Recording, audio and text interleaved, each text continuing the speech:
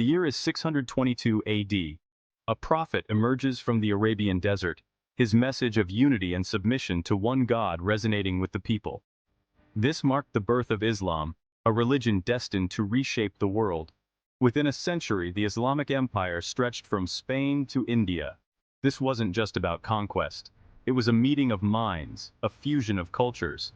The ancient wisdom of Persia, Greece, and India found new life under the Islamic banner.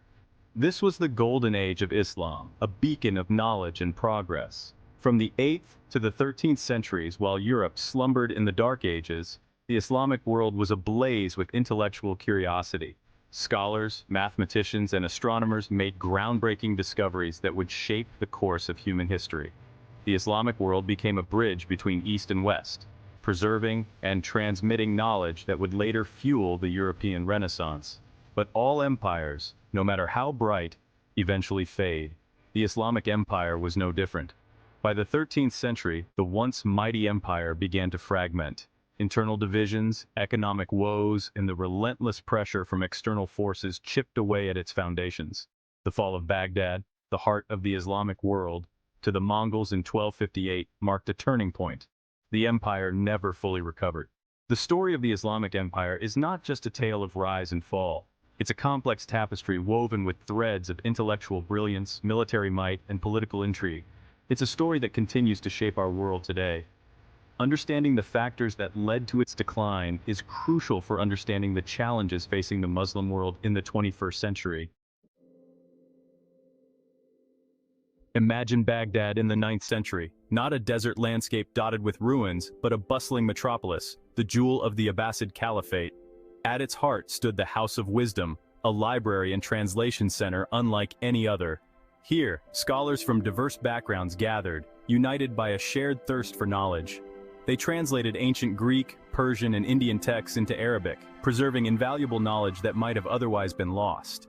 But the House of Wisdom was more than just a repository of old texts. It was a hotbed of original thought and innovation. Mathematicians like Al-Khwarizmi developed algebra, a word derived from the title of his groundbreaking book. Al-Biruni, a polymath extraordinaire, calculated the Earth's circumference with astonishing accuracy. Physicians like Ibn Sina, known to the West as Avicenna, revolutionized medicine with his encyclopedic canon of medicine.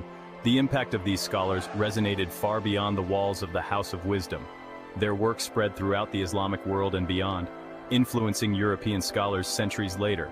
The astrolabe, a navigational tool perfected by Islamic astronomers, enabled European explorers to navigate the seas.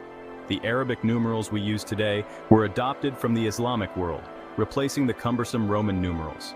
The House of Wisdom stands as a testament to the intellectual vibrancy of the Islamic Golden Age.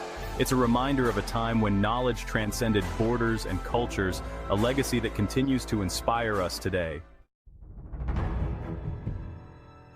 The Islamic Empire, for all its glory, was not immune to internal strife.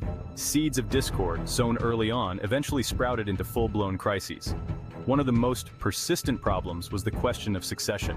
Unlike the Roman Empire, with its established tradition of hereditary rule, the Islamic Caliphate lacked a clear line of succession.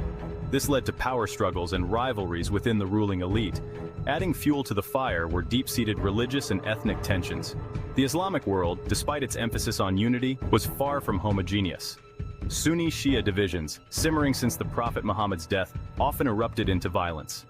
Ethnic groups from Berbers in North Africa to Persians in the East chafed under Arab dominance. These internal divisions had a devastating impact on the empire's unity and stability. Governors of distant provinces, sensing weakness at the center, declared independence. Civil wars drained the empire's resources and sapped its strength. The once unified empire fragmented into a patchwork of smaller, often warring states. This internal disarray left the empire vulnerable to external threats, paving the way for its eventual downfall. Section 4. The crushing weight of gold when riches become a curse. The Islamic Empire's vast trade networks, spanning from the Atlantic to the Indian Ocean, brought immense wealth. Gold flowed into the empire's coffers, fueling its expansion and enriching its cities. But this economic prosperity, like a double-edged sword, also contributed to its decline. The influx of wealth led to extravagance and corruption within the ruling class. Lavish lifestyles and opulent palaces became symbols of their power, widening the gap between the rulers and the ruled. As corruption took root, the empire's once efficient tax system crumbled.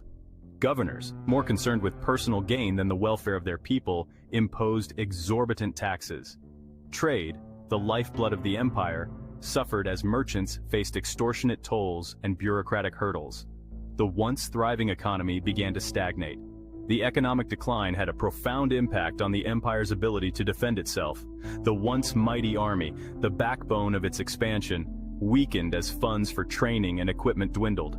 Mercenaries, often unreliable and more interested in plunder than loyalty, replaced the professional soldiers of old. The empire, weakened from within by corruption and economic woes, became easy prey for ambitious invaders. Section 5. The Mongols at the Gates, a storm from the east. The 13th century brought a new and terrifying threat to the Islamic world, the Mongols. From the steppes of Central Asia, Genghis Khan united the Mongol tribes and unleashed them upon the world. Driven by an insatiable appetite for conquest and fueled by military genius, the Mongols swept across Asia, leaving a trail of destruction in their wake. The Islamic world, already weakened by internal strife and economic decline, proved ill-prepared for the Mongol onslaught. The Mongol cavalry, renowned for its speed and maneuverability, outmatched the Islamic armies. Their archers, using powerful composite bows, could rain down arrows from astonishing distances. The Mongols, masters of siege warfare, employed sophisticated tactics and gunpowder weapons to shatter city walls. The Mongols' reputation for brutality preceded them. Cities that resisted were put to the sword, their populations massacred. Libraries, repositories of centuries of knowledge were burned, and irrigation systems, the lifeblood of the region, were destroyed. The Mongol invasion was a cataclysmic event, leaving much of the Islamic world in ruins. Section 6. The walls crumble. Baghdad falls to the hordes. In 1258, the storm that had been brewing for decades finally broke. Hulagu Khan, Genghis Khan's grandson, led his Mongol hordes toward Baghdad, the heart of the Islamic world. The city, once a beacon of learning and culture, was a shadow of its former self, weakened by internal divisions and economic decline. The siege of Baghdad lasted for weeks. The Mongols, masters of siege warfare, bombarded the city walls with catapults and gunpowder weapons. The defenders, outnumbered and outmatched, fought bravely but stood little chance against the Mongol onslaught. When the city walls finally crumbled, the Mongols poured into Baghdad, unleashing a reign of terror that lasted for 7 days. The sack of Baghdad was a pivotal moment in Islamic history.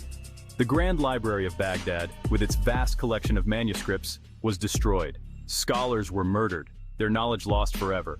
The Caliph, the spiritual leader of the Islamic world, was executed, his body trampled by horses. The fall of Baghdad marked the end of the Abbasid Caliphate and the symbolic collapse of the Islamic Golden Age. Section 7. A legacy in tatters? The struggle to define a future. The Mongol conquest left the Islamic world in ruins, its cities shattered, its libraries burned, its people reeling from the trauma of invasion. The once unified empire lay fragmented, its former glory a distant memory. The question on everyone's mind was, could the Islamic world recover from such a devastating blow? The answer, as history shows, is complex and multifaceted. While the Mongol conquest had a devastating impact, they did not extinguish the flame of Islamic civilization. New empires rose from the ashes, most notably the Ottoman Empire, which would go on to become a major power in its own right. However, the Islamic world never fully regained the political unity and intellectual dynamism of its golden age. The centers of power shifted, and new challenges emerged. The rise of the West, with its own ambitions of global dominance, would cast a long shadow over the Islamic